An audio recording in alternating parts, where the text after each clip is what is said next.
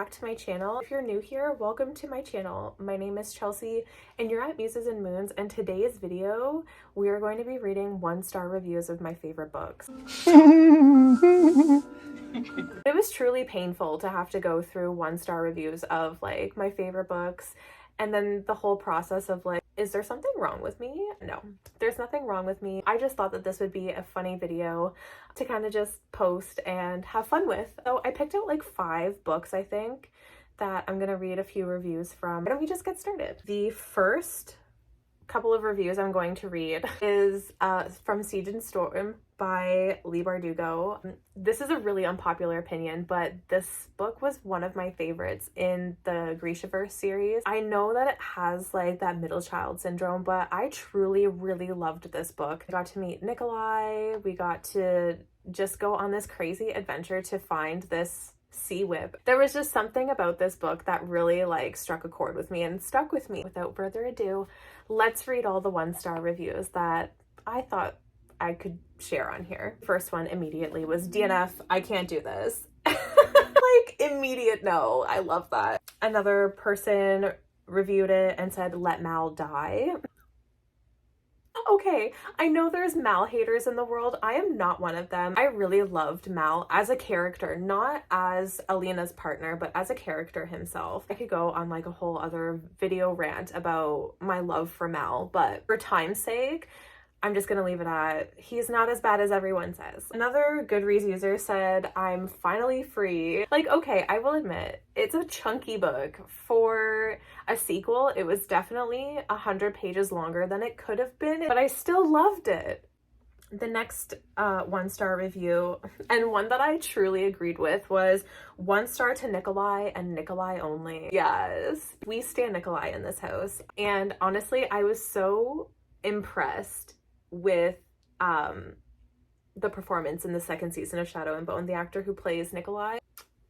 It was actually wonderful. Again, another video for another day.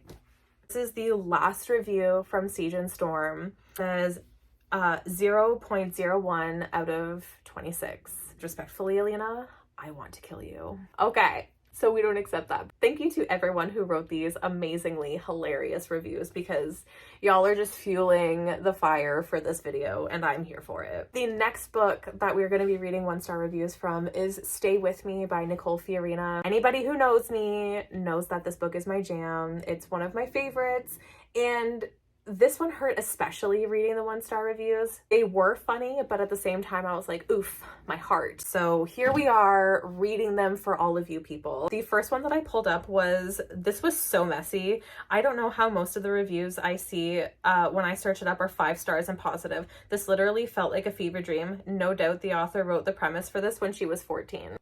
Like, that is so harsh. The next review said DNF at 75%. I need to pause. Why DNF a book at 75%? You hate it that much.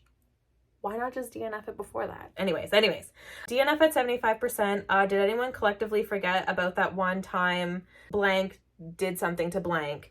I even think that blank and blank themselves forgot about it. Very Wattpad vibe. The next review that I found for 1 star was, what even is this plot? What's with the average rating being so high? If I remember correctly, I think this book has like a 4.0 rating or something. It's crazy high because this book actually is good. It's just, I don't know, I loved this book. And I feel like I need to justify it with every review that I read here. The next review says, at this rate, TikTok is going to give me trust issues. Honestly, I have read some horrible TikTok recommendations. It's not a vibe.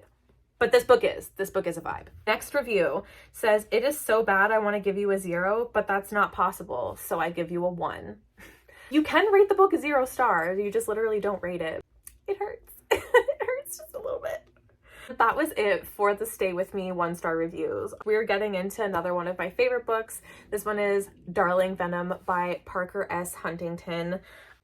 This book was good, and if you're interested in reading it, definitely look up the triggers for it. It has a lot to do with mental health and the issues surrounding that. So please do your homework and check your triggers before diving into any of these books that I've listed that may have trigger warnings in them.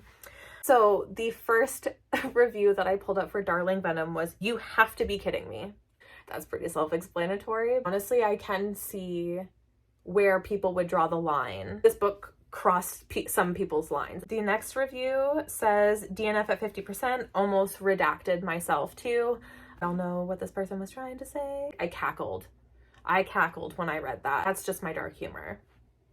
Next review says, I genuinely think this is one of the dumbest books I've ever read. Okay, the plot isn't for everybody, but at the same time, like, I loved it so much. It's like one of those books that like I needed to get me through a tough situation, and I needed a good cry, and this made me cry. Another review, possibly one of my favorites, says absolutely not.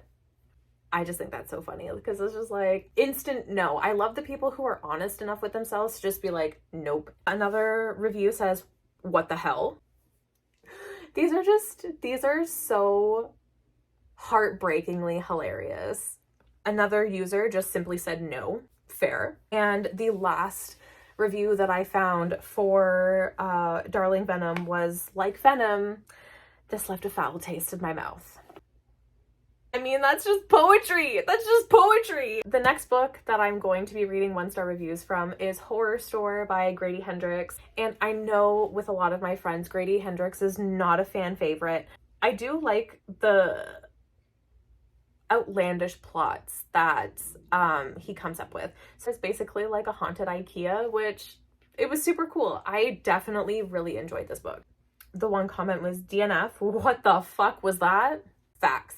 It's kind of like if you read Silent Hill as a book. Kind of. Another person reviewed it and said, wow, that sucked. It's definitely supposed to be a sequel. Don't know if it's going to get written. I don't know. I don't think Grady Hendrix does sequels, but it's definitely written like a sequel. I totally can understand like why the people could be like, the ending sucked. Most of the book was good. Another person reviewed it and said, this book sucks so much ass, it doesn't even deserve a proper review. It's wasted enough of my time already. It wasn't even that long of a book. It was like 220 pages or something. I could literally go pull it off my shelves, but we're not going to do that today. The next review says, so weird and disturbing. That is the whole point of Grady Hendrix books, and that's why I love them, is because they're just so weird and so not normal. And that was the last review for that one. I think this is the last book in 1-star reviews from, and it's Blood and Chocolate by Annette Curtis Klaus. This book was published in the 90s. It's about werewolves. It was problematic, and there's just a lot of stuff wrong with this book. Is it one of my favorite books? Yes. Why? Because this is what I had when Stephenie Meyer was still plotting Twilight. And it's one of those books that I can pick up and read in a day, and I am satisfied.